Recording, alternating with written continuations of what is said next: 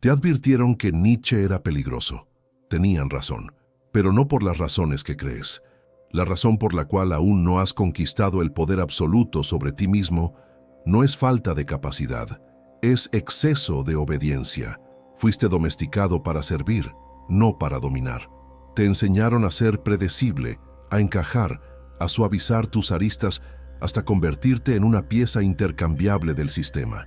Y ahora, incluso cuando buscas superación personal, sigues jugando con las reglas que ellos escribieron. Pero Nietzsche dejó pistas ocultas en su obra. No lecciones de consuelo para almas débiles, sino leyes de conquista interior que la academia prefiere ignorar porque son demasiado peligrosas para mentes que todavía necesitan aprobación externa. Estas no son filosofías decorativas para tu estantería mental, son órdenes de batalla. Hoy voy a revelarte 8 leyes prohibidas que no aparecen en ningún manual de autoayuda porque no fueron escritas para el rebaño. Fueron codificadas para individuos dispuestos a abandonar el confort de la mediocridad y forjar su propio camino en el abismo. Al final de este guión, tendrás el mapa completo para volverte absolutamente ingobernable, no por rebeldía infantil, sino por soberanía consciente sobre cada aspecto de tu mente, tu cuerpo y tu voluntad. Pero dejemos algo claro desde ahora. Si estás buscando consuelo o validación, cierra este video inmediatamente. Lo que sigue no es terapia, es un martillo. Y solo aquellos que buscan activamente la fortaleza sabrán cómo usarlo para destruir sus propias prisiones mentales. La pregunta no es si estas leyes son verdaderas. La pregunta es si tienes el coraje de aplicarlas. Empecemos por la ley más incomprendida y más necesaria. Antes de gobernar cualquier cosa externa, debes establecer una tiranía absoluta sobre tus propios impulsos débiles. Y no, esto no es lo que te enseñaron sobre autocontrol. La sociedad confunde brutalmente dos conceptos completamente opuestos: represión moral y autodominio consciente. Y esa confusión te mantiene débil. Es la trampa más sutil del sistema de control, porque te hace creer que estás siendo fuerte, cuando en realidad solo estás siendo obediente. La represión es cuando te controlas por miedo al juicio ajeno. Es cuando no haces algo porque está mal, porque los demás pensarán mal de ti, porque no es apropiado. Eso no es fuerza. Es cobardía disfrazada de virtud. Es el control que el rebaño ejerce sobre ti, incluso cuando crees que estás solo. La moral común instaló un vigilante en tu mente que te castiga cada vez que piensas en salirte del redil. Y lo peor es que te convencieron de que ese vigilante eres tú, de que esa voz que te limita es tu conciencia. Pero la ley del tirano interior es radicalmente diferente. Aquí, tú te dominas porque tú así lo decidiste. No porque la sociedad lo exija, no porque temas el castigo, no porque necesites la aprobación de nadie, sino porque elegiste conscientemente canalizar esa fuerza hacia algo superior que tú mismo definiste. La diferencia es abismal. En un caso, eres esclavo de códigos ajenos que nunca cuestionaste. En el otro, eres legislador absoluto de tu propio destino. Nietzsche lo dijo claramente en Así habló Zaratustra. Quien no sabe obedecerse a sí mismo será comandado por otros. Pero esa obediencia no es sumisión, es conquista. Es la guerra interior más brutal donde vences a tu yo impulsivo, reactivo y débil, y lo reemplazas con un comandante implacable que dirige cada acción hacia un propósito mayor que trasciende el placer inmediato.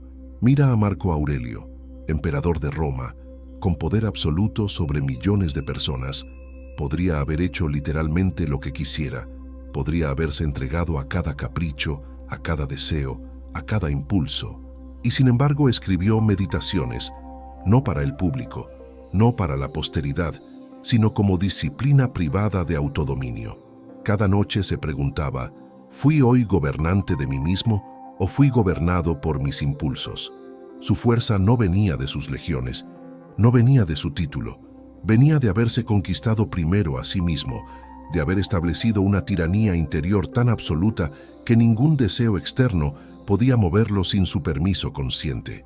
La psicología del poder llama a esto sublimación de la voluntad de potencia. Es el acto alquímico de transformar rabia en creación, deseo en disciplina Impulso en estrategia. No niegas tu fuerza, la diriges. No reprimes tu fuego, lo usas para forjar algo indestructible. La energía no se destruye, solo se transforma, y el guerrero de sí mismo sabe transformar incluso sus impulsos más salvajes en combustible para su ascensión. Piensa en el tigre en la selva. No ataca todo lo que se mueve. No reacciona frenéticamente a cada estímulo. Elige cuándo, cómo y por qué atacar. Puede pasar horas inmóvil, observando, esperando el momento exacto. Esa calma calculada no es debilidad, es la mayor expresión de fuerza contenida. El tigre podría atacar en cualquier momento, pero elige no hacerlo hasta que la estrategia lo demande. La hiena, en cambio, reacciona a todo. Se agita, ataca frenéticamente sin estrategia, desperdicia energía en movimientos inútiles. ¿Cuál de los dos sobrevive más tiempo? ¿Cuál de los dos domina su territorio? La diferencia entre fuerza real y reactividad débil está en esa pausa entre el impulso y la acción. El débil no tiene pausa. El estímulo llega y la reacción es automática. Alguien lo critica y explota. Alguien lo provoca y muerde el anzuelo. Alguien le ofrece placer inmediato y cede sin pensarlo. Es un animal de reflejos condicionados, no un ser humano consciente. El fuerte, el que aplicó la ley del tirano interior, tiene una pausa. El estímulo llega, pero antes de reaccionar pregunta: ¿esta acción sirve a mis objetivos o solo a mi impulso? ¿Este deseo me acerca a lo que estoy construyendo o solo me distrae? ¿Esta reacción viene de mi estrategia consciente o de mi programación débil? Y solo después de esa evaluación, actúa o no actúa, porque a veces la mayor demostración de poder es la inacción deliberada. Tú no eres esclavo de tus impulsos. Eres su comandante potencial, pero primero tienes que librar la guerra de conquista, y esa guerra no es contra el mundo externo, es contra la versión débil de ti que cede a cada tentación, que reacciona a cada provocación, que busca el camino fácil cada vez que el difícil se presenta. Aquí está la verdad brutal. Cada vez que cedes a un impulso sin evaluarlo conscientemente, pierdes un poco de poder sobre ti mismo. Cada vez que reaccionas automáticamente, en lugar de responder estratégicamente, el tirano interior pierde territorio. Y si esto continúa, eventualmente no quedará ningún tirano interior. Solo quedará un rebaño de impulsos descoordinados luchando por el control de tu cuerpo. Así que aquí está tu primer mandato, tu primera orden de batalla. Identifica hoy, ahora mismo, un impulso que te domina. Puede ser la procrastinación que te hace posponer lo importante, la necesidad constante de validación que te hace buscar aprobación en redes sociales, la rabia reactiva cuando alguien te critica que te hace responder emocionalmente en lugar de estratégicamente, el escape automático hacia distracciones cuando enfrentas incomodidad. Identifícalo, nómbralo, reconócelo como el enemigo interior que es, y luego establece una ley personal inquebrantable sobre él. No lo reprimas por miedo. No finjas que no existe. Dómalo porque decidiste que tú eres quien manda. Escribe esa ley. Hazla concreta, específica, medible. No digas, voy a procrastinar menos. Di, durante las próximas 2 semanas, cuando sienta el impulso de posponer una tarea importante, esperaré 5 minutos en lugar de ceder inmediatamente. Y en esos 5 minutos, evaluaré si ese impulso sirve a mis objetivos o solo a mi comodidad. Y cúmplela como si tu vida dependiera de ello, porque de hecho, depende. No en el sentido melodramático, sino en el sentido más literal. Tu vida como ser soberano, como individuo que se gobierna a sí mismo, depende absolutamente de tu capacidad de establecer y mantener leyes interiores inquebrantables. El tirano interior no es cruel, es simplemente implacable con la mediocridad. No acepta excusas, no negocia con la versión débil de ti, no cede ante promesas vacías de «mañana lo haré». El tirano interior establece la ley y la hace cumplir. Y bajo ese gobierno aparentemente duro, bajo esa disciplina inquebrantable, florece algo extraordinario, la libertad verdadera, la libertad de no ser esclavo de tus propios impulsos. Ahora pasemos a la segunda ley oculta, la que la moral del rebaño más teme, porque destruye completamente su narrativa de victimismo reconfortante. Lo que no te mata, te fortalece. Todo el mundo cita esta frase de Nietzsche. La han convertido en meme, en tatuaje, en eslogan motivacional barato. Pero casi nadie entiende lo que realmente significa, y esa incomprensión mantiene a millones atrapados en una debilidad que creen que es fortaleza. Nietzsche no estaba escribiendo un eslogan motivacional para tazas de café cuando escribió esas palabras. No estaba consolando a víctimas de las circunstancias. Estaba describiendo una ley brutal de la naturaleza del poder que pocos tienen el estómago para aceptar. Solo el sufrimiento elegido conscientemente forja fuerza verdadera. El sufrimiento impuesto, el que te ocurre por accidente o por injusticia, solo crea víctimas resentidas que construyen toda su identidad alrededor de lo que les hicieron. La diferencia entre el mártir y el guerrero es esta, y presta atención porque esta distinción cambiará tu vida. El mártir sufre y pide reconocimiento por su dolor. Exhibe sus heridas como credenciales de virtud. Construye su identidad completa alrededor de lo que soportó. El guerrero, en cambio, sufre en silencio y extrae poder de cada herida. No busca compasión, busca lecciones. No exhibe sus cicatrices como medallas de victimismo. Las esconde y las usa como recordatorios privados de lo que puede soportar. En Más allá del bien y del mal, Nietzsche habla del pathos de la distancia.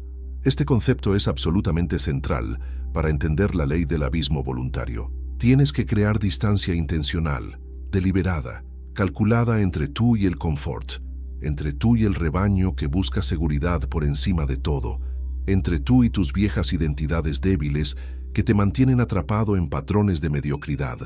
Y esa distancia duele.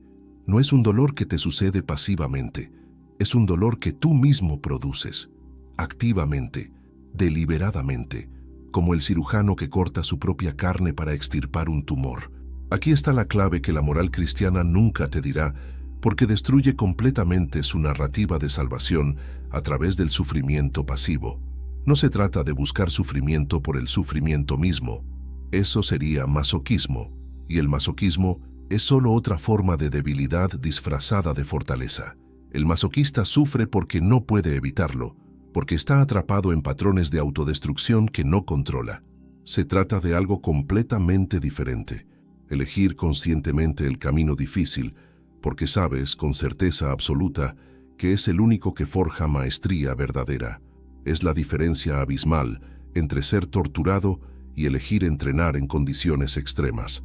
El torturado sufre y solo quiere que termine. El que entrena en condiciones extremas sufre y sabe exactamente por qué eligió ese sufrimiento, qué músculo está desarrollando, qué límite está expandiendo, qué versión superior de sí mismo está forjando en ese fuego. Cuando Napoleón fue exiliado a Elba después de su primera caída, tenía exactamente dos opciones frente a él: lamentarse como víctima de la injusticia política, de las traiciones, de las circunstancias que lo superaron, o usar ese abismo como plataforma de transformación total.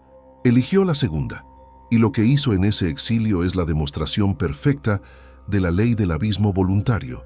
No se sentó a llorar por lo que perdió. Estudió, planeó, entrenó a su mente y a su cuerpo. Analizó cada error estratégico que lo llevó a la derrota. Leyó sobre los grandes conquistadores del pasado y sobre sus errores. Transformó la prisión en una universidad personal, el exilio en una forja. Y cuando regresó 100 días después, lo hizo más fuerte, más estratégico, más implacable. El abismo no lo destruyó, lo perfeccionó. Lo depuró de todo lo que era débil, de todo lo que era vanidad, de todo lo que no era absolutamente esencial para el poder. La psicología del poder llama a esto la disciplina del sufrimiento. Usar privación, incomodidad y desafío no como circunstancias pasivas que te ocurren y ante las cuales solo puedes reaccionar, sino como herramientas activas que tú mismo eliges para forjarte. Como el atleta de élite que elige entrenar hasta el colapso, no porque alguien lo obligue, no porque tenga algo que probar a otros, sino porque sabe con certeza absoluta que solo en ese límite extremo, solo en ese punto donde todo su ser le grita que pare, se construye lo extraordinario. La espada no se forja en agua tibia, no se forja en condiciones cómodas. se forja en el fuego a temperaturas que destruirían materiales más débiles, y bajo el martillo, que golpea una y otra vez hasta que cada imperfección es eliminada. Tú eres ambos en este proceso, el herrero y la espada. Tú decides si te someterás al fuego y al martillo, o si permanecerás como metal crudo, sin forma, sin filo, sin propósito. Y si no estás dispuesto a someterte voluntariamente al calor extremo, si cada vez que la vida se vuelve incómoda tu primer instinto es buscar escape, entonces nunca tendrás filo. Serás como esas personas que hablan mucho sobre fortaleza, pero se desmoronan ante la primera dificultad real. Serás todo potencial desperdiciado y ninguna realización concreta. Así que aquí está la orden para esta ley. Elige una privación intencional durante los próximos 7 días. No una privación aleatoria, una privación estratégica. Identifica algo que normalmente usas para escapar de la incomodidad. Redes sociales que usas para distraerte cuando deberías estar trabajando. Entretenimiento fácil que consumes para adormecer tu mente cuando deberías estar pensando. Comida reconfortante que usas para llenar vacíos emocionales. Alcohol que usas para bajar la guardia de tu tirano interior. Cualquier cosa que uses como anestesia emocional. Elimínalo completamente durante una semana. No lo reduzcas. Elimínalo. Y cuando tu mente grite, cuando sientas esa ansiedad vacía subiendo por tu pecho, cuando sientas esa necesidad urgente de llenar el tiempo con algo, lo que sea, solo para no estar a solas con tus pensamientos, no cedas, ni un milímetro. Observa cómo reacciona tu cerebro. Estudia tu propia arquitectura de escape.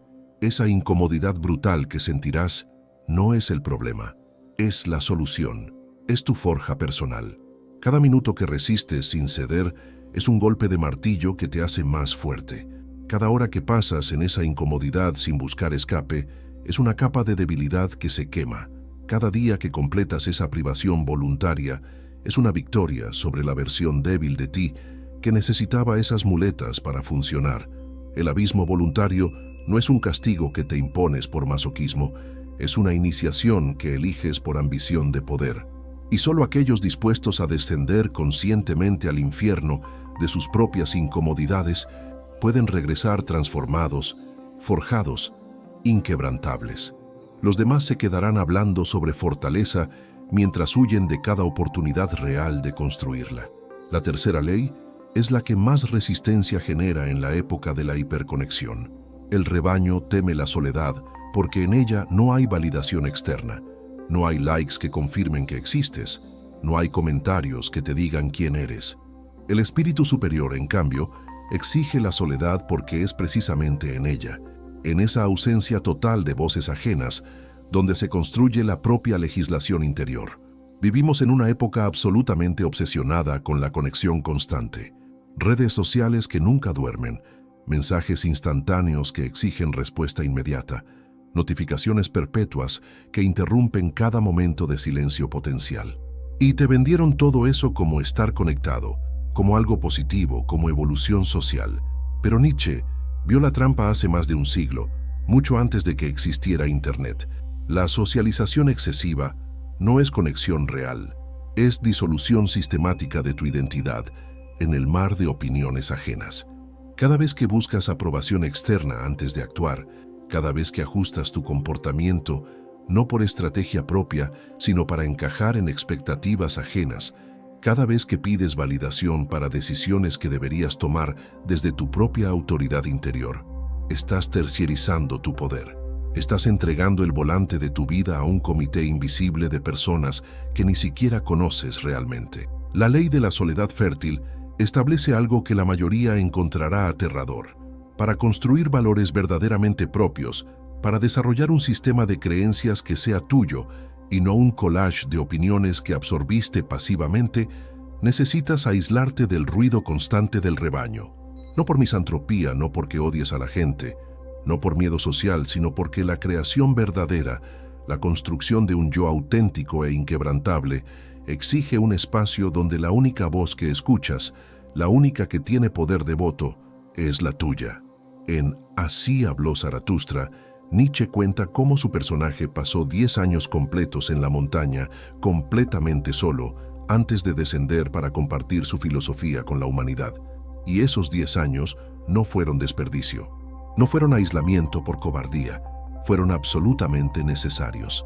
La montaña es metáfora perfecta de aislamiento creativo. Allí, sin distracciones sociales constantes, sin opiniones ajenas interrumpiendo cada pensamiento, sin la necesidad de explicarse y justificarse constantemente ante otros, Zaratustra forjó su pensamiento, construyó su filosofía, desarrolló su voz única, y solo después, solo cuando ya era absolutamente inquebrantable en sus convicciones, cuando ninguna crítica podría moverlo porque sus raíces eran profundas, solo entonces bajó al mundo. Pero cuidado aquí, porque la distinción es crucial. No toda soledad es fértil. Existe la soledad estéril, y es posiblemente peor que la disolución social. La soledad estéril es aislamiento nacido del miedo, del resentimiento, de la autopiedad. Es encerrarse no para crear, sino para esconderse. Es retirarse del mundo, no porque tengas algo grande que construir en privado, sino porque te hirieron y no quieres arriesgarte a que te hieran de nuevo. Esa soledad no forja nada, envenena. Se convierte en cámara de eco para tus peores pensamientos, tus miedos, tus paranoias. La soledad fértil, en cambio, es aislamiento activo con propósito claro. Es retirarte conscientemente, temporalmente con una misión específica, crear algo, reflexionar profundamente sobre algo, construir tus propios valores sin la interferencia constante de expectativas ajenas. Sales de la soledad fértil más fuerte, más claro, más enfocado. Sales con algo que no existía antes. Una obra, una decisión tomada desde tu propia autoridad, un valor forjado en el silencio. Nikola Tesla es quizás el ejemplo más perfecto de esta ley en acción. Su genialidad no venía de colaboración constante, de lluvia de ideas en grupo, de consenso democrático. Venía de periodos intensos y prolongados de soledad donde visualizaba invenciones completas en su mente, donde las refinaba mentalmente antes de tocar un solo material físico. Podía ver una máquina entera funcionando en su imaginación, detectar cada fallo potencial, corregirlo, todo antes de construir nada físicamente. No necesitaba comités que votaran sobre sus ideas. No necesitaba aprobación de ninguna institución. No necesitaba consenso que validara su visión. Su mente trabajaba en un nivel que el rebaño intelectual de su época jamás podría alcanzar, precisamente porque se negaba rotundamente a contaminarla con las opiniones mediocres de aquellos que pensaban dentro de las cajas establecidas. La psicología del poder identifica esto como trascendencia del ego reactivo. En la soledad fértil, dejas completamente de reaccionar a las opiniones de otros. Dejas de vivir en ese estado constante de ¿qué pensarán de mí? ¿Cómo me verán? ¿Aprobarán esto? Y comienzas a actuar desde tu propia voluntad creadora, desde tu propia visión, desde tus propios valores forjados en el silencio. Dejas de preguntarte constantemente ¿qué pensarán de mí si hago esto? Y comienzas a afirmar con absoluta certeza esto es lo que yo decido que es verdadero, correcto, necesario. No porque seas arrogante, no porque creas que eres infalible, sino porque desarrollaste la capacidad de pensar independientemente, de evaluar desde tus propios criterios, de decidir desde tu propia autoridad interior. La metáfora es cristalina. El águila no vuela en bandada, no necesita la seguridad del grupo. Su fuerza viene precisamente de la altitud que solo ella puede alcanzar. Las aves mediocres vuelan juntas en formación porque necesitan la seguridad del número, porque ninguna individualmente es lo suficientemente fuerte para enfrentar las alturas extremas. El águila asciende sola porque su destino, su propósito, su misma naturaleza, está en alturas donde el oxígeno es escaso, donde el frío es brutal, donde cada batir de alas es un esfuerzo extremo. Pero solo allí, en esa soledad extrema, en esa altitud donde ninguna otra ave puede seguirla, puede ver el horizonte completo, puede ver patrones que las aves del valle nunca verán, puede detectar oportunidades y amenazas desde una perspectiva que solo la soledad extrema proporciona. Tu mandato para esta ley es claro pero exigente. Agenda 3 horas esta semana, no mañana, esta semana, de soledad absoluta. Sin teléfono, sin computadora, sin música de fondo, sin distracciones de ningún tipo. Solo tú, un papel, un bolígrafo y silencio total. Y usa ese tiempo no para entretenerte, no para relajarte, sino para trabajar en la tarea más importante de tu vida, escribir tus propias leyes. Pregúntate brutalmente, sin piedad, sin permitirte respuestas fáciles, ¿qué valores son verdaderamente míos, nacidos de mi propia reflexión profunda, y cuáles simplemente adopté porque me los repitieron 1000 veces hasta que los acepté sin cuestionar? ¿Qué creo porque lo pensé independientemente? ¿Y qué creo porque era más fácil estar de acuerdo que pensar? ¿Cuántas de tus opiniones actuales son realmente tuyas? ¿Y cuántas son solo ecos de voces ajenas? ¿Cuántas de tus decisiones importantes las tomaste desde tu propia autoridad y cuántas las terciarizaste a lo que se supone que debes hacer? La soledad fértil no es escape de la realidad. Es el laboratorio más exigente donde se fabrica la soberanía verdadera. Y sin ella, sin esas horas de silencio donde te enfrentas brutalmente a ti mismo sin las muletas de distracción constante, siempre serás un eco de voces ajenas. Tendrás opiniones, sí, pero no serán realmente tuyas. Tendrás valores, sí, pero serán valores prestados que abandonarás a la primera presión real. Llegamos a la cuarta ley, y aquí entramos en territorio que la psicología moderna maneja peligrosamente mal.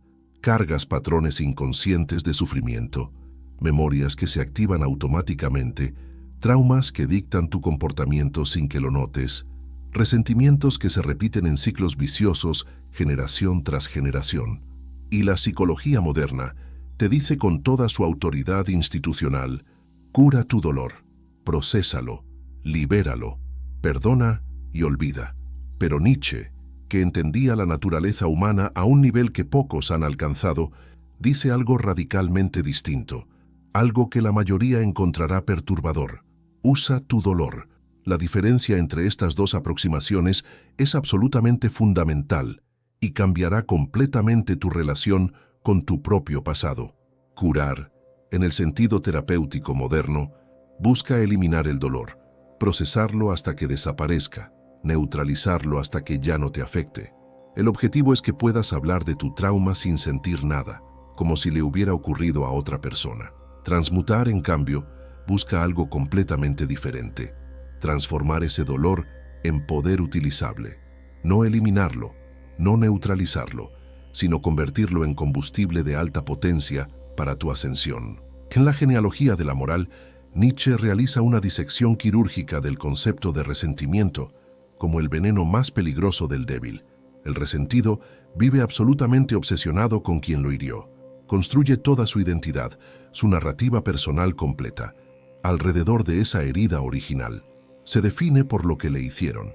Su historia personal no es yo soy alguien que construyó esto, sino yo soy alguien a quien le hicieron aquello. Es una vida completamente reactiva, una existencia perpetuamente atada al pasado como prisionero a una cadena. El resentido no vive en el presente construyendo su futuro. Vive en el pasado reviviendo constantemente su dolor, refinándolo, alimentándolo, manteniéndolo vivo porque sin él no sabría quién es. El fuerte, en cambio, tiene una relación completamente diferente con su pasado doloroso. No lo niega, no finge que no ocurrió. No usa afirmaciones positivas para convencerse de que todo pasa por algo bueno. Simplemente se niega rotundamente a vivir como víctima perpetua de ello.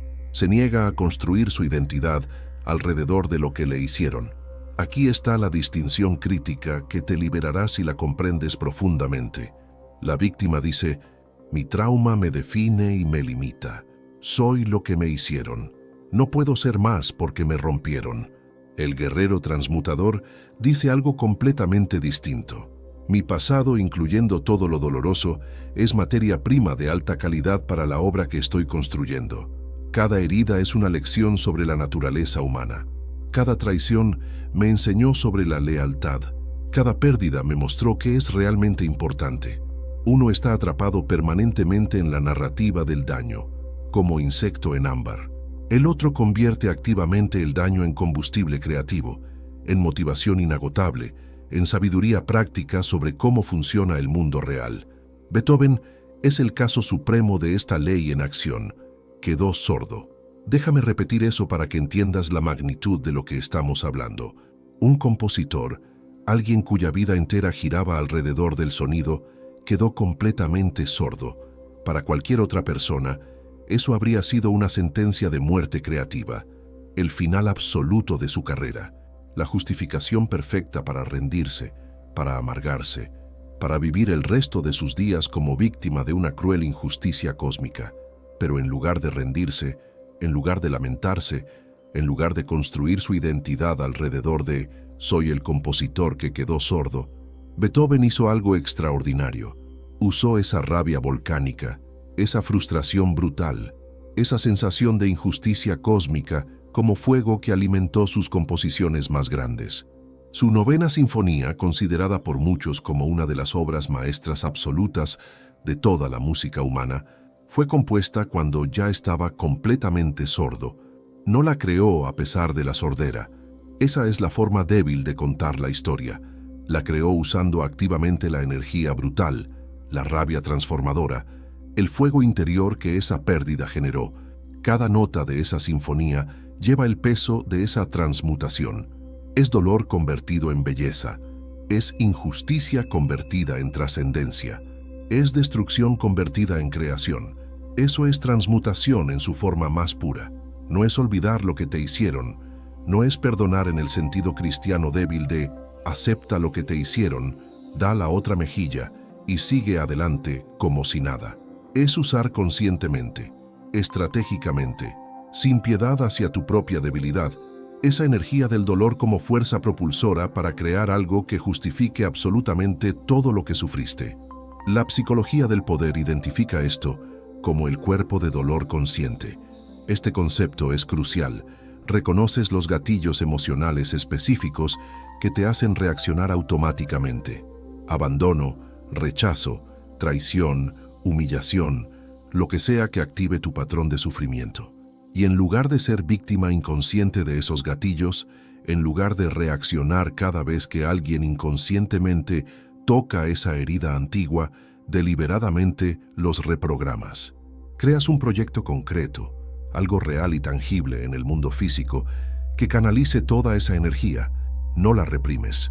No finges que no existe. No la procesas hasta neutralizarla. La direccionas como un láser hacia la construcción de algo que antes no existía. El herrero no teme el fuego. No intenta apagarlo. No lo maldice. Lo usa para moldear el metal. Tu dolor es ese fuego. Tu obra, lo que sea que estés construyendo con tu vida, es el metal que forjas con él. Y si niegas el fuego, si pretendes que no existe, si intentas curarte eliminándolo completamente, nunca crearás nada verdaderamente poderoso. Crearás cosas tibias, seguras, inofensivas, pero no crearás fuego. Aquí está tu tarea para esta ley, y es quizás la más difícil hasta ahora porque requiere honestidad brutal contigo mismo. Identifica un patrón de sufrimiento repetido en tu vida. Una situación, una dinámica relacional, un tipo de persona, algo que siempre te detona emocionalmente, que te hace volver a sentir la misma herida antigua una y otra vez. Puede ser el abandono. Cada vez que alguien se aleja emocionalmente, revives ese dolor primario de cuando alguien importante te abandonó. Puede ser el rechazo. Cada vez que alguien no te elige, revives todas las veces anteriores. Puede ser la traición. Cada vez que alguien rompe tu confianza, reactivas todo el inventario de traiciones pasadas. Identifica ese patrón. Y ahora, en lugar de preguntarte, ¿cómo curo esto?, pregúntate algo completamente diferente. ¿Cómo puedo usar esta energía masiva, esta reactividad emocional intensa, para crear algo en vez de solo reaccionar defensivamente? Escribe un proyecto concreto que canalice esa fuerza. Si tu patrón es el abandono y genera en ti una necesidad desesperada de conexión, crea algo que conecte a otros, construye una comunidad, escribe sobre soledad de una forma que ayude a otros a sentirse menos solos. Si tu patrón es el rechazo y genera en ti rabia contra los que no te valoraron, usa esa rabia para construir algo tan extraordinario que su rechazo se convierta en su error histórico. Beethoven no curó su dolor por la sordera, lo convirtió en la Novena Sinfonía. No procesó su rabia hasta eliminarla, la transmutó en música, que sigue conmoviendo a 1.200.000 años después. Esa es la diferencia entre terapia y alquimia de poder. No cures tu dolor, forja algo absolutamente indestructible con él, porque el dolor que niegas te controla desde las sombras. El dolor que transmutes te impulsa hacia las alturas. La quinta ley es la más aterradora para las mentes que todavía se aferran a la ilusión de su propia bondad innata. Cuando miras por mucho tiempo al abismo, el abismo también mira dentro de ti. Nietzsche no escribió esto como advertencia de miedo, como si fuera una maldición que debes evitar. Lo escribió como ley de iniciación, para conquistar poder absoluto sobre ti mismo, para gobernarte completamente. Debes confrontar directamente tu propio vacío, tus propias sombras, tu propia capacidad de maldad, sin desviar la mirada ni un milímetro. La moralidad común, esa moral de rebaño que te programaron desde niño, te enseña a evitar sistemáticamente tus propias tinieblas, tus impulsos malos, tus pensamientos incorrectos, tu capacidad de crueldad, tu potencial de destrucción. Te enseñaron a reprimir todo eso, a fingir que no existe, a construir una identidad superficial de persona buena, mientras todo lo oscuro se pudre en tu inconsciente sin supervisión. Pero Nietzsche, que tenía el coraje de mirar directamente a los aspectos más oscuros de la naturaleza humana, sin parpadear, revela la verdad que la moral del rebaño nunca te dirá. Es justamente en esa confrontación brutal con tu propia oscuridad que nace el autodominio verdadero, no en la negación cobarde, sino en el reconocimiento valiente. En Más allá del bien y del mal, Nietzsche establece una verdad que destruye la moral cristiana en sus fundamentos. Aquel que quiere crear algo verdaderamente grande debe primero aceptar sin autoengaño que es capaz tanto de grandeza extrema como de destrucción extrema. Debe mirar honestamente al espectro completo de su naturaleza, negar tu propia sombra, fingir que solo eres luz y bondad, es negar la mitad de tu poder. Es pretender que eres un ser unidimensional cuando en realidad eres un espectro completo de posibilidades, desde lo más noble hasta lo más destructivo. Y esa negación no te hace bueno, solo te hace hipócrita e inconsciente de tus propios patrones destructivos. Aquí está la distinción que cambiará completamente tu relación contigo mismo. Reprimir tu sombra es fingir que tus impulsos destructivos no existen. Es la enfermedad clásica del rebaño moral que pretende ser puro, virtuoso, bueno, mientras esconde todo su veneno, su envidia, su crueldad, bajo múltiples capas de virtud performativa.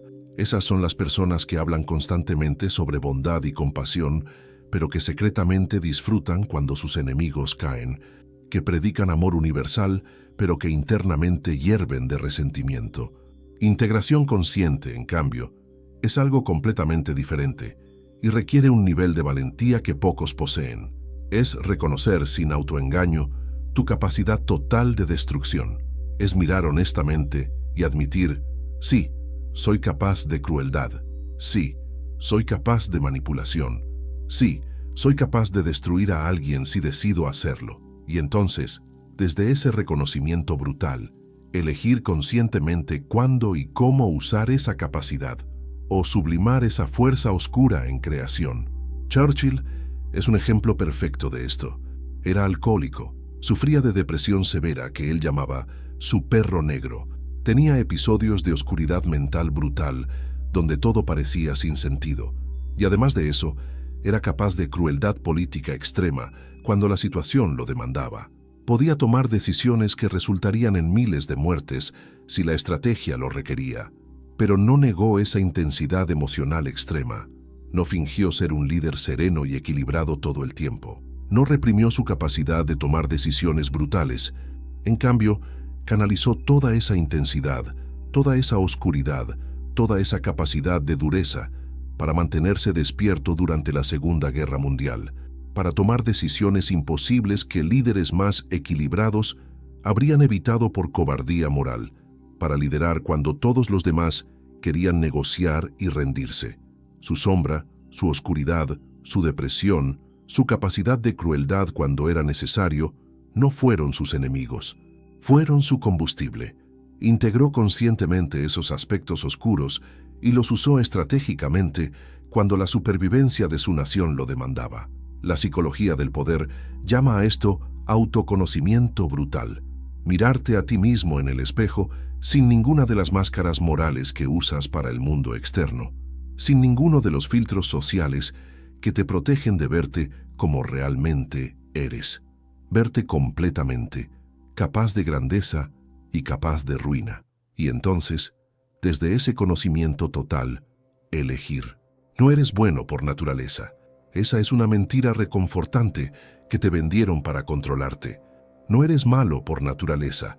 Esa es otra simplificación.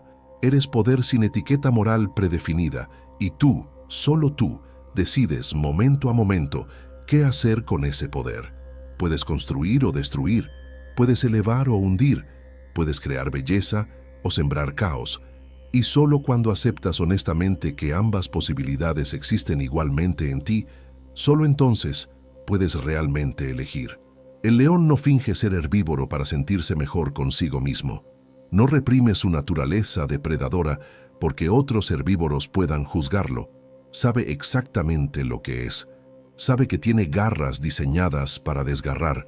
Sabe que tiene colmillos diseñados para matar. Su fuerza no viene de negar eso, viene de saber exactamente de lo que es capaz y elegir consciente y estratégicamente cuándo atacar y cuándo no. No reprime su naturaleza cazadora, la domina. La usa cuando es necesario para sobrevivir. La contiene cuando conviene esperar. Pero nunca, nunca finge ser algo que no es. Tu mandato para esta ley requiere el coraje más extremo. Escribe en un papel esta pregunta y no te permitas respuestas superficiales. ¿Qué pensamiento sobre mí mismo me da más miedo admitir, incluso a mí mismo en privado, sea lo que sea? Ambición desmedida que te hace querer dominar tu campo completamente. Capacidad de crueldad cuando alguien te traiciona. Deseo de ver caer a aquellos que te menospreciaron. Envidia hacia los que tienen lo que quieres.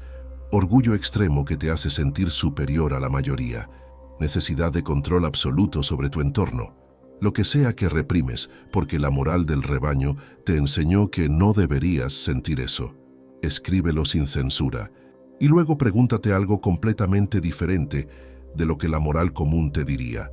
¿Cómo puedo usar esto conscientemente, estratégicamente, en vez de reprimirlo inconscientemente, donde opera sin mi control? Porque aquí está la verdad brutal que cambiará tu vida.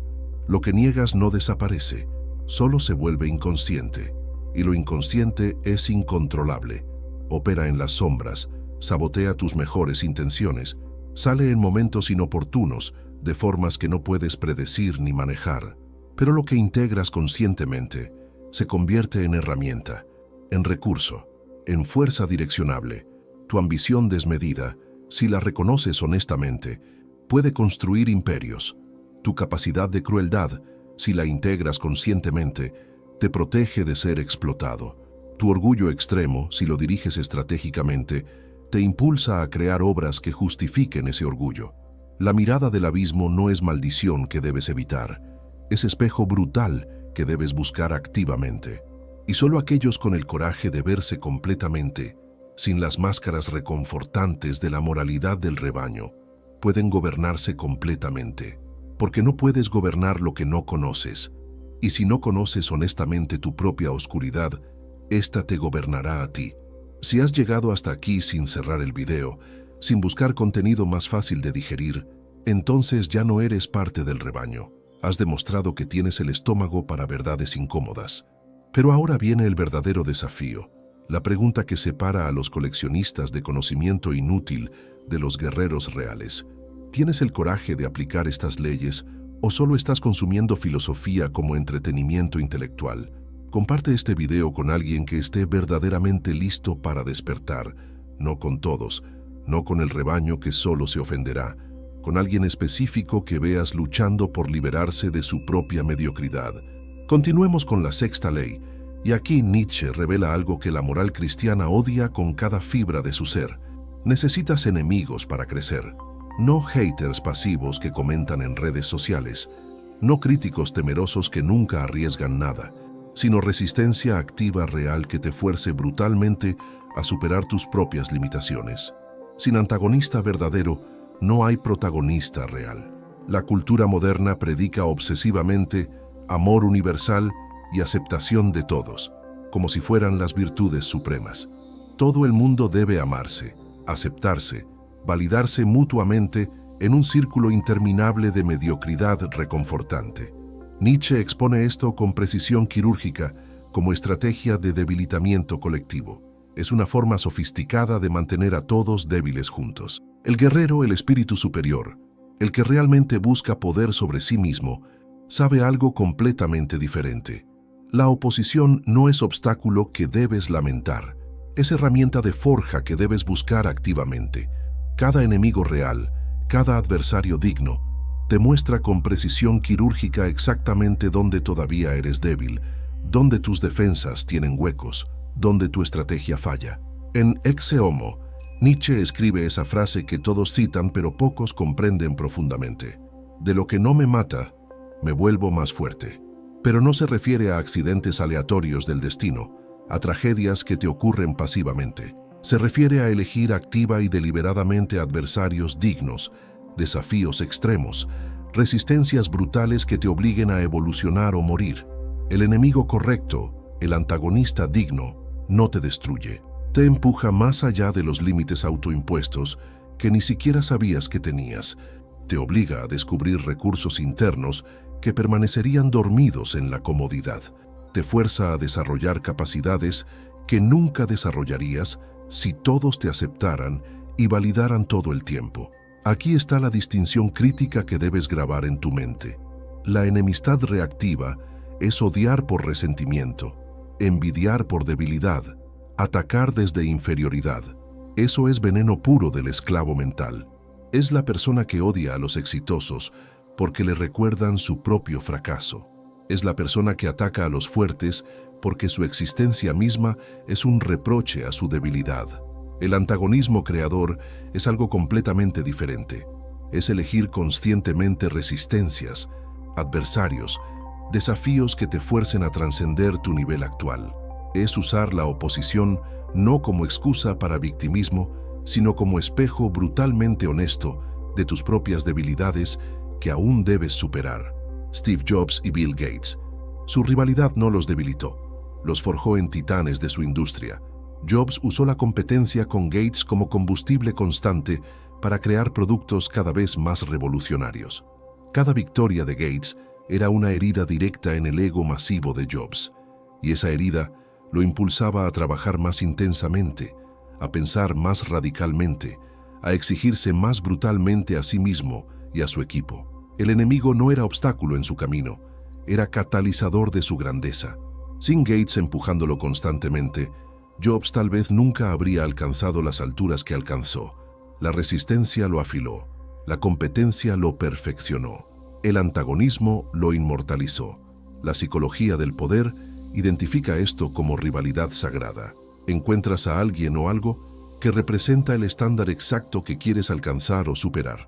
No para destruirlo por envidia infantil, no para bajarlo a tu nivel por resentimiento, sino para usarlo como punto de referencia constante de tu propia evolución.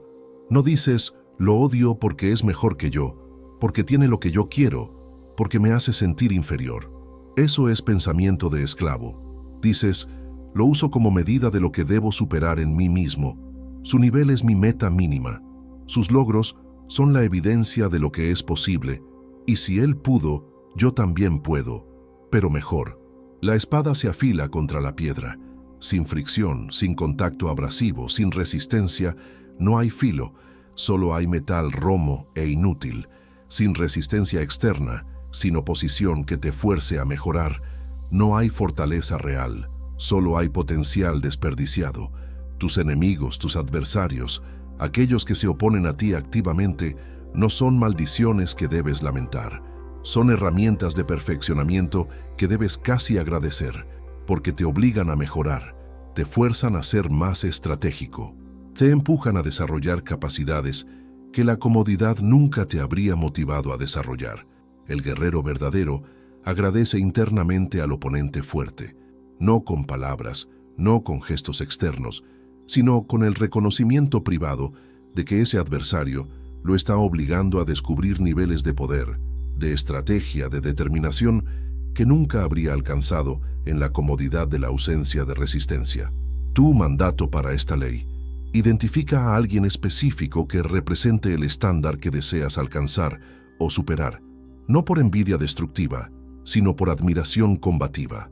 Alguien que esté donde tú quieres estar, que haya logrado lo que tú quieres lograr, que haya construido lo que tú quieres construir. Y ahora pregúntate con honestidad brutal: ¿qué tengo que superar en mí mismo? ¿Qué debilidades debo eliminar? ¿Qué capacidades debo desarrollar para estar a su altura o superarla? No te compares para sentirte mal. Compárate para tener un mapa claro de trabajo. Usa esa persona como punto de referencia constante para tu campaña de autosuperación. Cada vez que veas sus logros, cada vez que notes la distancia entre donde estás y donde está esa persona, no sientas resentimiento. No sientas envidia paralizante. Siente hambre. Hambre de alcanzar ese nivel. Hambre de cerrar esa brecha. Hambre de convertirte en alguien que esa persona respetaría como igual o superior.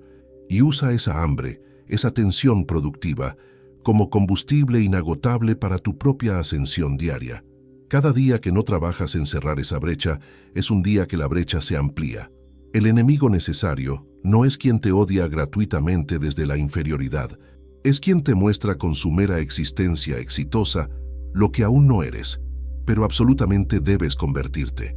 Y por eso, paradójicamente, es más valioso que 1000 amigos que te dicen que ya eres suficiente tal como estás. La séptima ley: amor fati. Pero escucha cuidadosamente, porque la manera en que te vendieron este concepto probablemente fue completamente incorrecta. Amor fati no significa resignación pasiva. No significa aceptar mansamente todo lo que te ocurre como buen esclavo del destino. Significa amar el destino de forma activa, armada, combativa. No aceptar lo que ocurre como víctima impotente, sino usar todo, absolutamente todo lo que ocurre, como material de construcción para la obra que estás forjando. La filosofía estoica, que muchos confunden con Nietzsche, dice: acepta lo que no puedes cambiar. Y eso está bien como primer paso.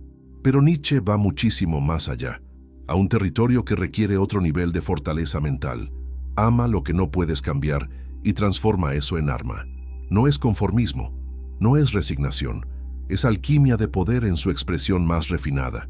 En La Gaia Ciencia, Nietzsche escribe con absoluta claridad: mi fórmula para la grandeza en el ser humano es amor fati, nada querer diferente, sea hacia atrás, sea hacia adelante, sea en toda la eternidad. No meramente soportar lo necesario, mucho menos disimularlo, sino amarlo. Pero esto requiere aclaración urgente, porque se presta a malinterpretación masiva. Esto no es autoengaño motivacional positivo, no es fingir que todo es bueno y perfecto, no es repetir afirmaciones vacías hasta convencerte de que tus problemas no existen. Es estrategia suprema de poder. La diferencia entre resignación débil y amor fati armado es absolutamente abismal. El resignado dice con voz de derrota: no puedo cambiar esto, las circunstancias son más fuertes que yo, así que voy a sufrir en silencio y esperar que pase. Es victimismo pasivo disfrazado de madurez. El guerrero con amor fati dice algo completamente diferente: no puedo cambiar este hecho específico de mi realidad actual. Está más allá de mi control directo. Pero puedo elegir qué significado le doy, puedo decidir cómo respondo, y puedo extraer poder masivo de esta circunstancia usándola como plataforma, como trampolín, como fundamento para mi próxima conquista. Nelson Mandela, 27 años en prisión, más de un cuarto de siglo encerrado por el crimen de luchar contra el apartheid. Tenía toda la justificación del mundo para salir como víctima resentida, sediento de venganza, destruido mentalmente, lleno de odio contra sus opresores. Nadie lo habría juzgado. Su victimismo habría sido completamente justificado, pero salió como estadista, como líder capaz de liderar una transición pacífica cuando todos esperaban guerra civil, como ejemplo viviente de algo más alto que la sed de venganza. ¿Cómo? No porque fuera naturalmente más bueno o más compasivo que otros, sino porque usó esos 27 años de forma completamente diferente a como una víctima los habría usado. Los usó para estudiar intensamente, para reflexionar profundamente sobre el poder, la justicia, la naturaleza humana, para fortalecer su mente hasta hacerla inquebrantable, para desarrollar una claridad moral y una visión estratégica que ninguna universidad podría haberle dado. Transformó la injusticia más brutal, la prisión más larga, en su fundamento de autoridad moral inquebrantable. No sufrió pasivamente contando los días. Forjó activamente su grandeza en ese abismo, usando cada día de prisión como día de entrenamiento para el líder que necesitaría ser cuando saliera. La psicología del poder llama a esto transmutación del destino, ver cada acontecimiento, absolutamente cada circunstancia sin excepción, buena o mala desde perspectiva superficial, no como accidente aleatorio, sino como materia prima específica para la obra que estás construyendo conscientemente con tu vida. Tu vida no es una serie de cosas que te suceden pasivamente mientras reaccionas lo mejor que puedes. Tu vida es una serie continua de materiales, experiencias, desafíos, victorias, derrotas, que tú usas activa y estratégicamente para esculpir tu propia estatua, para escribir tu propia historia, para forjar tu propio poder. El artista marcial de alto nivel no lucha contra el golpe del oponente como principiante torpe. No opone fuerza bruta contra fuerza bruta. Lo redirige con mínimo esfuerzo. Usa la fuerza del adversario, la energía del ataque entrante, como impulso para su contraataque. El poder del enemigo se convierte en su propio poder. Eso es amor fati armado en su expresión más clara. No niegas lo que ocurre. No finges que no duele cuando duele. No usas pensamiento positivo barato para tapar heridas reales, pero te niegas absolutamente a ser definido por ello. Te niegas a construir tu identidad alrededor de lo que te hicieron. En cambio, lo usas como combustible, como material de construcción, como escalón hacia tu próximo nivel. Tu tarea para esta ley: piensa cuidadosamente en algo que te haya ocurrido, algo que todavía carga peso emocional negativo significativo, algo que consideras injusto o cruel, o simplemente malo sin matices, algo donde tu narrativa actual es básicamente: esto no debería haberme pasado, fue injusto, me dañó sin razón. Ahora reescribe completamente la narrativa, y no con autoengaño positivo barato del tipo todo pasa por algo bueno. No es eso, es algo mucho más sofisticado. Pregúntate con honestidad brutal: ¿qué habilidad específica me obligó a desarrollar esa experiencia? ¿Qué debilidad me forzó a reconocer y eliminar? ¿Qué fortaleza descubrí en mí que nunca habría conocido sin ese desafío exacto? ¿Cómo puedo usar esa experiencia, con todo su dolor incluido, como fundamento sólido de mi próxima conquista? Beethoven no curó su dolor por la sordera yendo a terapia hasta que desapareció el sufrimiento. Lo convirtió directamente en la Novena Sinfonía, en música que sigue conmoviendo profundamente a millones de personas 200 años después. No procesó su rabia hasta eliminarla cuidadosamente. La transmutó en belleza inmortal. Esa es la diferencia fundamental entre terapia que busca eliminar el dolor y alquimia que busca transmutarlo en poder. Una te deja neutral, cómodo, sin dolor, pero también sin fuego. La otra te deja ardiendo, poderoso, imparable. No cures tu dolor eliminándolo cuidadosamente. Forja algo absolutamente indestructible con él. Úsalo como el combustible más potente disponible, porque el dolor que niegas o que eliminas te deja sin su energía. El dolor que transmutes te impulsa hacia alturas que la comodidad nunca alcanzaría. Y llegamos finalmente a la octava y última ley, la más peligrosa de todas, la que incluso aquellos que aceptaron las 7 anteriores encontrarán perturbadora: la ley de la transvaloración perpetua. Escucha con máxima atención, porque esto destruirá incluso las certezas que construiste con las 7 leyes anteriores. Esto cuestionará hasta los valores que acabas de forjar. Nunca dejas de transvaluar, nunca dejas de cuestionar, nunca dejas de destruir y reconstruir. Lo que hoy es tu valor máximo, tu creencia más sagrada, tu identidad más fundamental, mañana debe ser sometido a interrogación brutal. El guerrero de sí mismo no se apega ni a sus propias creencias, las supera constantemente. Esta es la ley del eterno retorno aplicada directamente a tu propia mente. La mayoría de las personas, incluso aquellas que se consideran pensadores independientes, buscan lo mismo: encontrar sus valores y luego aferrarse a ellos para siempre como si fueran verdades absolutas descubiertas. Buscan ese momento de claridad donde finalmente sepan quiénes son, qué creen, qué defienden, y luego anclar su identidad ahí permanentemente. Nietzsche revela el error fatal en ese enfoque. Eso es solo otra forma sofisticada de dogmatismo.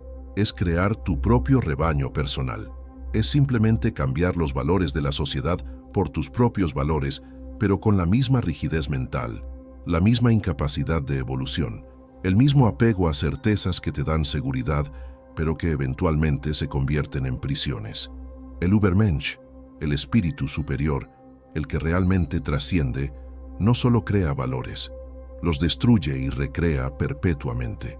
No hay puerto seguro donde finalmente puede descansar. No hay punto de llegada donde puede decir, ya está, ya soy quien debo ser.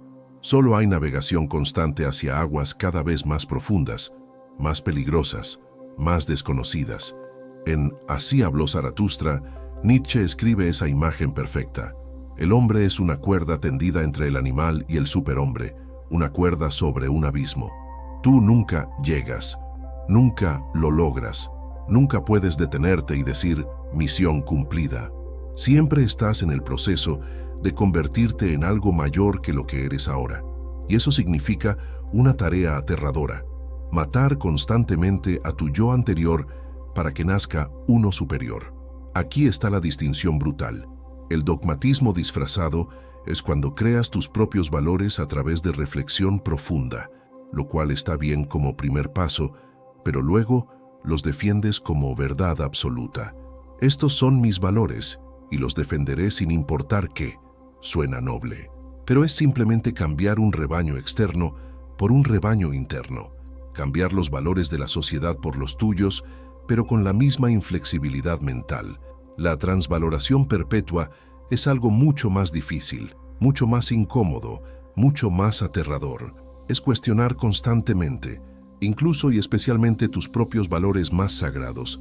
Es destruir lo que ya no sirve, aunque sea doloroso. Es forjar nuevos estándares cada vez más altos, aunque signifique abandonar certezas que te daban seguridad. Leonardo da Vinci nunca terminó muchas de sus obras más famosas. La Mona Lisa, técnicamente, nunca la consideró terminada. ¿Por qué alguien tan brillante no terminaba sus trabajos? ¿Era procrastinación? ¿Era perfeccionismo neurótico? No, era algo mucho más profundo.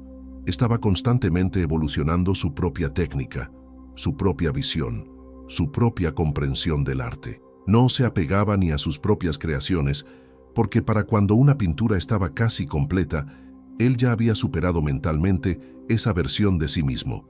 Ya veía todos los defectos, todas las limitaciones, todas las cosas que haría diferente ahora que había evolucionado. Cada obra era solo un escalón temporal hacia la siguiente, hacia una maestría que siempre estaba un nivel más arriba, siempre fuera de alcance, siempre demandando más evolución. Nunca se sentó satisfecho pensando, ya domino mi arte. Murió insatisfecho, todavía evolucionando, todavía cuestionando, todavía destruyendo y reconstruyendo. La psicología del poder llama a esto desapego creador, la capacidad brutal, casi inhumana, de destruir tus propias creaciones mentales más preciadas, tus creencias que te costaron años forjar, tus identidades que te dieron seguridad, tus valores que defendiste contra todos. Cuando se convierten en prisiones, cuando detienen tu evolución, cuando te mantienen atado a versiones pasadas de ti mismo, debes tener el coraje de aniquilarlas. El verdadero poder no está en tener valores sólidos e inquebrantables. Eso es lo que la gente débil busca, porque les da la ilusión de estabilidad. El verdadero poder está en ser eternamente el creador de valores, no en defender lo que crees hoy, sino en ser capaz de aniquilar lo que creías ayer si descubres algo más poderoso, más verdadero, más útil hoy, la serpiente que muda de piel. Esta metáfora biológica es perfecta. La serpiente crece y su piel vieja se vuelve constrictiva, limitante. Debe soltarla. Si se aferra a la piel vieja por nostalgia, por miedo a lo desconocido, por apego a lo que fue, muere. Solo sobrevive y crece la serpiente que abandona sin piedad incluso lo que fue sagrado ayer. Tú eres esa serpiente, y cada versión de ti con sus creencias, sus certezas, sus identidades, debe morir completamente para que nazca la siguiente versión superior. No es mejora gradual, es muerte y renacimiento constante. Es estar dispuesto a ser nadie temporalmente para poder convertirte en alguien más poderoso. Esto aterroriza a la mayoría, porque la mayoría busca desesperadamente una identidad estable, valores fijos, certezas inquebrantables. Quieren saber quiénes son y permanecer siendo eso para siempre. Pero eso es exactamente lo que garantiza estancamiento. Es muerte disfrazada de estabilidad. Tu mandato final, el más difícil de todos, identifica una creencia específica que has defendido durante años, posiblemente décadas, algo que consideras parte fundamental e innegociable de tu identidad, algo que si alguien cuestionara, lo defenderías con ferocidad porque eso es quien soy. Puede ser una creencia política que has defendido toda tu vida. Puede ser una creencia sobre tu profesión, tu vocación, tu propósito. Puede ser una creencia sobre relaciones, sobre familia, sobre lealtad. Puede ser una creencia sobre ti mismo, sobre tus capacidades, sobre tus limitaciones. Identifícala. Y ahora pregúntate con la honestidad más brutal que seas capaz de alcanzar. ¿Esta creencia me fortalece activamente hoy, en este momento de mi vida, o simplemente me conforta con mi yo del pasado? ¿Es una herramienta de poder actual que uso estratégicamente o es un ancla emocional a quien fui hace años? ¿Te hace más fuerte mantenerla o te mantiene atado a una versión obsoleta de ti mismo? ¿Sirve a la persona que quieres convertirte o solo sirve a la persona que fuiste? Si es la segunda opción, si descubres con honestidad que esa creencia ya no te sirve, que solo te da la ilusión de consistencia mientras te impide evolucionar, entonces tienes la obligación sagrada de destruirla. No poco a poco, no gradualmente, completamente. Y luego escribe qué nueva ley personal, qué nueva creencia más poderosa, qué nueva versión de ti mismo la reemplazará. No por capricho, no porque esté de moda, sino porque detectaste con claridad quirúrgica que esa creencia vieja ya no te sirve para el nivel al que aspiras. La transvaloración perpetua no es inestabilidad mental, no es cambiar de opinión caprichosamente cada semana, es evolución consciente brutal, es el rechazo absoluto a convertirte en estatua de ti mismo, en monumento a quien fuiste. Eres agua, no piedra, fluyes, no te estancas, cambias de forma según el terreno, te adaptas, evolucionas, trasciendes. Y el agua que no fluye, que se queda estancada en el mismo lugar por años aferrándose a sus mismas formas, no se mantiene pura, se pudre, se llena de bacterias, se vuelve tóxica. Solo el agua que fluye constantemente, que abandona cada forma anterior para tomar nuevas formas, permanece cristalina y viva. Estas 8 leyes no son teoría decorativa para tu biblioteca mental, no son contenido interesante que consumes y olvidas, no son filosofía entretenida que te hace sentir intelectual por unos minutos. Son órdenes de batalla directas. Son instrucciones específicas para la guerra más importante que librarás jamás. La guerra por el dominio absoluto sobre ti mismo. Si no las aplicas esta misma semana, no mañana, no cuando tenga tiempo, sino esta semana, entonces este video fue solo entretenimiento intelectual. Fuiste turista en el territorio del poder, no conquistador. Miraste el mapa sin dar un solo paso en el camino. La pregunta que separa irrevocablemente al espectador pasivo del guerrero activo es brutalmente simple. ¿Vas a ser consumidor de contenido filosófico que habla mucho sobre fortaleza, pero nunca la construye? ¿O vas a usar estas herramientas como martillos reales para forjar una versión de ti mismo que sea genuinamente ingobernable? Comenta abajo específicamente cuál de estas 8 leyes te impactó con más fuerza y, más importante que cualquier reacción emocional, qué acción concreta, medible, verificable tomarás hoy, no mañana, hoy. Porque la distancia entre el conocimiento y el poder se llama exactamente una cosa: ejecución sin excusas. Recapitulemos estas 8 leyes ocultas que Nietzsche codificó específicamente para mentes dispuestas a abandonar la comodidad del rebaño y forjar su propio camino en el abismo. Primera ley: la tiranía interior. Establece dominio consciente absoluto sobre cada uno de tus impulsos. No represión moral nacida del miedo al juicio ajeno, sino autodominio, porque tú decidiste ser el comandante único e indiscutible de tu propia existencia. El tigre que elige cuándo atacar, no la hiena que reacciona a todo. Segunda ley: el abismo voluntario. El sufrimiento impuesto por circunstancias crea víctimas resentidas. El sufrimiento elegido deliberadamente forja guerreros inquebrantables. Busca la incomodidad, abraza la privación, elige el desafío extremo. Allí, solo allí, se templa el acero de tu voluntad hasta hacerlo irrompible. Tercera ley: la soledad fértil. Aíslate temporalmente del ruido interminable del rebaño, no por miedo social ni por misantropía, sino por necesidad creativa absoluta. Solo en la montaña, lejos del ruido de opiniones ajenas, puedes construir tus propias leyes interiores sin contaminación externa. Cuarta ley: el cuerpo de dolor transmutado. No cures tu trauma eliminándolo cuidadosamente hasta neutralizarlo. Úsalo como combustible de altísima potencia. Transforma cada herida en materia prima para tu obra. El dolor que niegas te controla desde las sombras. El dolor que transmutes conscientemente te fortalece desde el centro. Quinta ley: la mirada del abismo. Confronta tu propia sombra sin desviar los ojos ni un milímetro. Reconoce tu capacidad tanto de grandeza extrema como de destrucción extrema. Integra conscientemente esa oscuridad en lugar de reprimirla hipócritamente. Lo inconsciente es incontrolable. Lo integrado se convierte en herramienta direccionable. Sexta ley: el enemigo necesario. Elige adversarios dignos que te obliguen a evolucionar o morir. La oposición real no es obstáculo que lamentas, es catalizador que agradeces internamente. Cada rival fuerte es un espejo brutal que te muestra exactamente dónde aún eres débil y qué debes superar. Séptima ley: el amor fati armado. No aceptes pasivamente lo que ocurre como víctima impotente. Devóralo activamente y conviértelo en arma. Cada circunstancia, buena o mala desde perspectiva superficial, es material de construcción para la estatua que estás esculpiendo conscientemente con tu vida. Octava ley: la transvaloración perpetua. Nunca dejes de cuestionarte incluso tus propios valores más sagrados.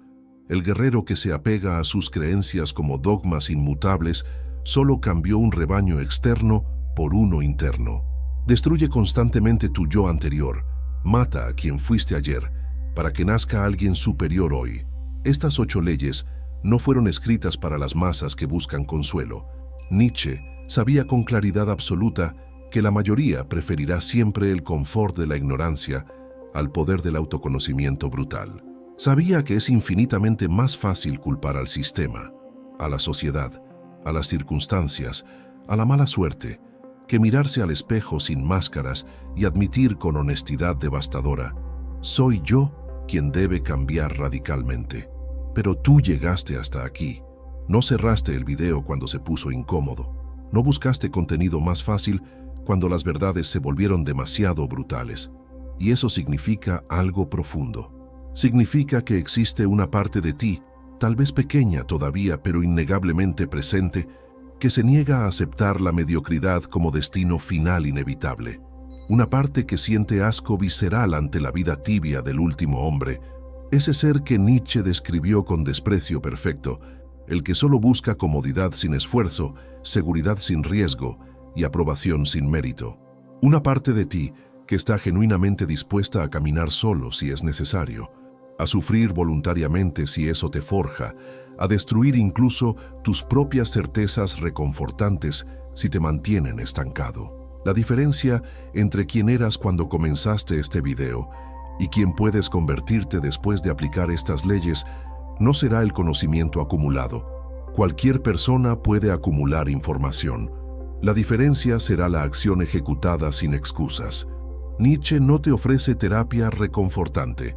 Te ofrece un martillo para destruir sistemáticamente las cadenas mentales que tú mismo, por cobardía o por ignorancia, permitiste que te ataran. El rebaño nunca entenderá por qué elegiste el camino más difícil cuando había uno más fácil disponible. Te dirán con toda su preocupación falsa que eres demasiado duro contigo mismo. Te dirán que necesitas balance, aceptación, amor propio, en su versión más débil y permisiva. Te dirán que estás obsesionado, que deberías relajarte, que la vida es para disfrutarla en el sentido más mediocre y adormecedor posible. Déjalos hablar. Sonríe si quieres, pero no te desvíes, porque ellos hablan desde el valle, desde el lugar seguro, desde la comodidad de nunca haber arriesgado nada real. Tú caminas hacia la cima, y en la cima el oxígeno es escaso, el frío es brutal, la soledad es absoluta, y cada paso es un esfuerzo consciente contra la gravedad y contra tu propia tendencia a la comodidad. Pero la vista desde arriba, la perspectiva que solo la altitud extrema proporciona, lo compensa absolutamente todo. Desde allí puedes ver patrones que los del valle nunca verán. Puedes detectar oportunidades que la comodidad nunca revela. Puedes convertirte en alguien que la mediocridad nunca produciría. Tu insatisfacción actual, ese malestar que sientes cuando miras tu vida y piensas, debe haber algo más que esto, no es una enfermedad que necesita tratamiento farmacológico o terapéutico. Es una promesa, es la prueba viviente de que algo en ti, algo profundo e indomable, se niega a rendirse ante lo ordinario.